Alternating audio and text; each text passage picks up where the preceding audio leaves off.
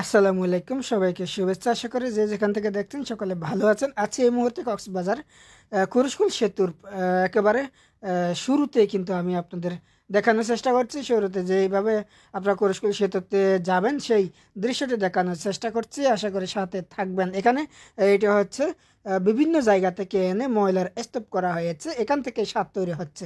এরপরে পাশাপাশি আপনারা দেখতে পাচ্ছেন এগুলো কিন্তু এই কুরুশকুল রাস্তার দুই পাশেই বিশাল বিশাল গড়ে ওঠা বিভিন্ন স্থাপনা।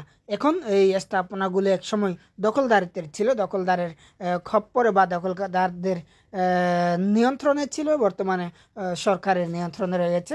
তবে এখনও এখানে হয়তো অনেক ভূমিদস্যু রয়েছে, ভূমিদস্যুদের কারণে তারা হয়তো এখনও পর্যন্ত দখল বেদখল নিয়ে ব্যস্ত আছে। তবে আমি আপনাদের যে দৃশ্য দেখানোর চেষ্টা করছি এটা হচ্ছে কক্সবাজারের কস্তুরঘাট, যে সাবেক পুরাতন কস্তুরঘাট ছিল সেই কস্তুরঘাটের ঠিক একেবারে পাশেই এই সড়ক দিয়ে আপনারা যেতে পারবেন কক্সবাজারের কুরুশকুল পর্যন্ত। কুরুশকুলের বিভিন্ন প্রকল্প রয়েছে, সেই প্রকল্পগুলো দেখতে পারবেন। আর এই ব্রিজটি আমি আপনাদের এই জন্যই দেখানোর চেষ্টা করছি পুরোপুরি, কারণ এই ব্রিজ এই মুহূর্তে বর্তমানে কিন্তু খুবই খুবই খুবই জনপ্রিয়। এখানে প্রতিদিন শত শত মানুষ এসে ঘুরে বেড়ায়, শত শত মানুষ এসে দেখার জন্য, এক পলকে এক নজরে দেখার জন্য বা আনন্দ বিনোদন করার জন্য এখানে মানুষ ছুটে আসে। আপনারা দেখতে পাচ্ছেন এখানে প্রচুর পরিমাণ মানুষ কিন্তু ঘুরে বেড়াচ্ছে, সেটি আমরা দেখতে পাচ্ছি। তবে দুই পাশে যে দৃষ্টিনন্দন এলাকাগুলো সেগুলো কিন্তু দেখতে খুবই অপরূপ।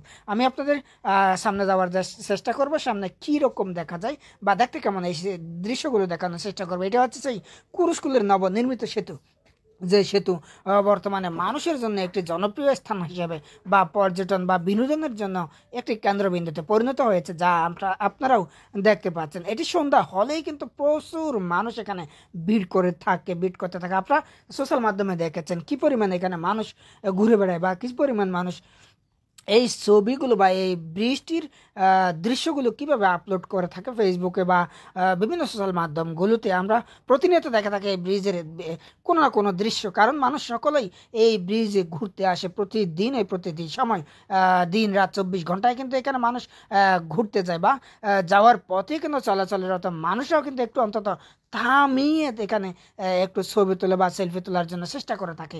অনেকেই আপনারা জানেন এটি কক্সবাজারের জন্য খুবই খুবই নান্দনিক একটি সেতু, যা বর্তমানে এই সময়ের জন্য অনেক বিশাল লম্বা সেতু বলা যায়। এটি সাবেক সরকারের আমলে হলেও কিন্তু বর্তমানে এখনও এটি জনপ্রিয় হিসেবে জনপ্রিয়তার ঊর্ধ্বেই উঠেছে।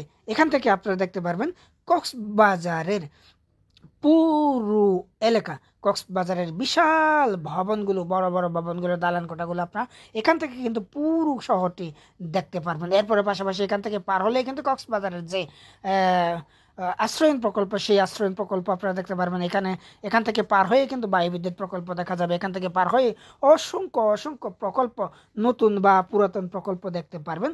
এখানে রয়েছে অসংখ্য অসংখ্য বিভিন্ন আশ্রম প্রকল্পের ভবনগুলো বা অন্যান্য লবণের মাঠ থেকে শুরু করে বিভিন্ন দৃষ্টিনন্দন স্থাপনা থেকে শুরু করে অসংখ্য পর্যটন এলাকা কিন্তু এই ব্রিজ দিয়ে আপনারা দেখতে পারবেন। এই সেতুতে আসার পরে আপনারা একটু উপরে গেলে দেখা যাবে পুরোপুরি বাকখালী নদী, বাকখালী নদীর উপরে রয়েছে অসংখ্য বোট, ফিশিং বোট, যে জেলেদের যে বোটগুলো রয়েছে সেই বোটগুলো। কিন্তু এই মূলত এখান থেকে বিশেষ বিশেষ আকর্ষণীয় বিভিন্ন জায়গা দেখা যাবে, যে নিচের যে দৃশ্যগুলো সেই দৃশ্যগুলো কিন্তু দেখতে খুবই চমৎকার। যে চমৎকার আবাসন প্রকল্প রয়েছে সেই আবাসন প্রকল্পগুলো দেখা যাবে।